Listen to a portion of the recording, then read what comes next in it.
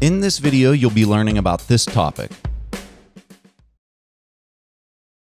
How about your thoughts on Ethereum? Because I'm not going to lie, I was a fan of your post the other day. So it's complicated because if you look at Bitcoin, Bitcoin is a finished product, right? So they're still doing updates and security updates and things over time. But essentially, what Bitcoin is at its heart has not changed, in a decade. And so, it continues to ossify around what it is. Whereas Ethereum, it's kind of infinitely malleable. It's changing at a far more rapid pace than Bitcoin. Some people consider that a good thing. Other people consider that a bad thing. But for example, they're going to change their entire protocol from proof of work to proof of stake.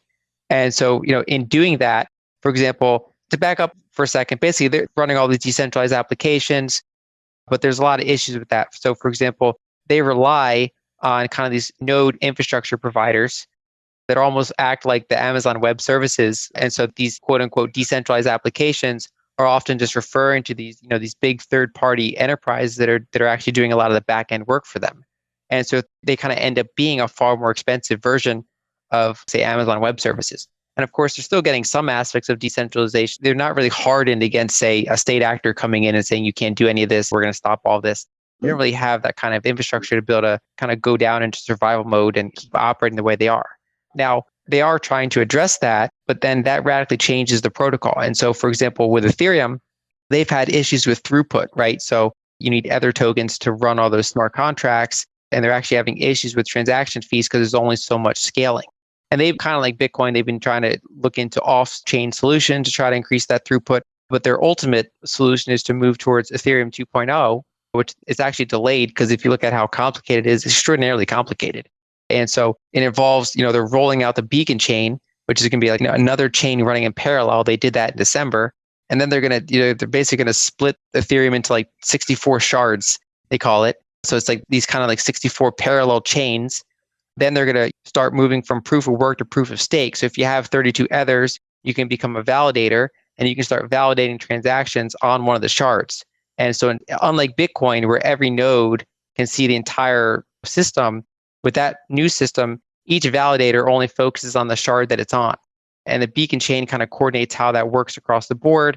And so the idea is to make those nodes would be smaller and people could run them, but they're only kind of partial nodes. And so it's just basically an extraordinarily complex system. And at some point, they want to build that whole thing in parallel.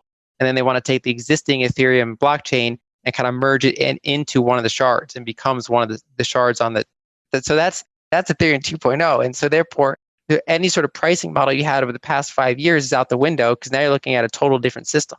And then, the way that the issuance is going to work is that instead of a fixed issuance schedule, they're going to have, you get certain kind of rewards as a validator for validating the network. But then also, anyone doing smart contracts, they burn Ether by basically, to fuel smart contracts. So you have an inflation mechanism and you have a deflation mechanism.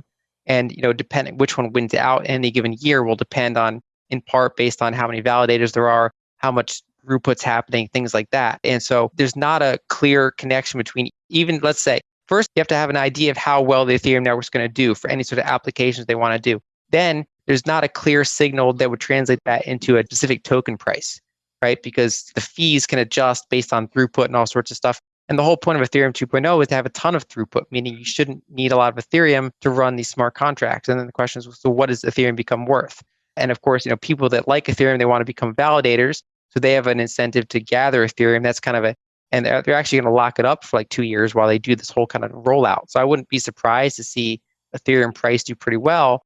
But just unlike Bitcoin, that I think you can have pretty firm price targets on, I think you can do some good on-chain analysis and kind of come up with a fundamental view. And it's really kind of a finished product. Ethereum's, it's far more of a speculation. There's just so many moving parts there. And I don't view it as kind of hardened against kind of, as decentralized as Bitcoin is against, for example, state attacks or things like that. And so I don't personally invest in Ethereum.